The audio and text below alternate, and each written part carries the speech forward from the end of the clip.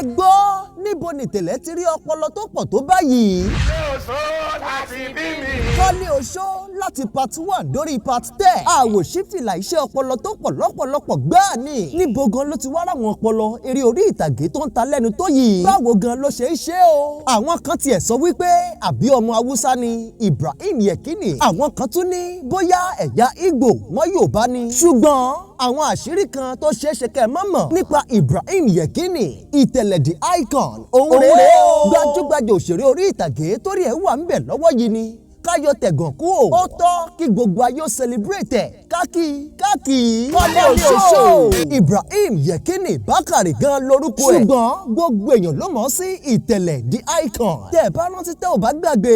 oríṣiríṣi orúkọ ló ti gbà nínú fíìmù. òun kan náà yìí ló gba Gbógunmi. ṣé ẹ tún rántí Lucifer. àbẹ́yìn ti gbàgbé ni Késárì. àmọ́ ní báyìí Koleoso gan lọ bá àwọn orúkọ tó ti ń gbà lásìkò yìí. actor movie producer òun ní Itele the icon. bẹ́ẹ̀ ló tún kọ ìtàn èyí tó ń yàwó èèyàn lágbàdo ẹnu. ẹ wá gbọ́ ǹjẹ́ lẹ́jẹ́ mọ̀ wípé January 1 ọdún 1980 ni wọ́n bí ní Bàrígà lẹ́kọ̀ọ́. ṣùgbọ́n ọmọ ìlú Abẹ́òkúta ní Itele tẹ́yìn ò bá mọ̀ o. kí ló dé tó jẹ́ ìlú Abẹ́òkúta làwọn ẹ̀bùn pọ̀ sí. tó pọ̀ sí jùlọ láàrin àwọn ìlú nílẹ̀ Yorùbá. Abẹ́òkúta mo gbé fún yín o. ṣùgbọ́n tá a bá ń sọ nípa Itele the icon. ó gbọ́ èdè Haúsá bíi kà sí nǹkan ni. ká má parọ́ ká má tanra wa jẹ. torí pé ìlú Kánò nílẹ̀ Haúsá ló dàgbà sí. níbẹ̀ ló ti kàwé alákọ̀ọ́bẹ̀rẹ̀ kó tó di pé ó wá sí Abẹ́òkúta. tó sì kẹ́kọ̀ọ́ jáde ní Mapoli. ṣe wá rí látìgbà tó ti ń ṣe fíìmù. kò sáṣàdánù kankan nínú àwọn eré tó ti ń ṣe. àmọ́ ẹ jẹ́ wò ó níbi tí Koleoso ń lọ yìí. ṣé ò ní padà wá di season film tá ò ní wò tán.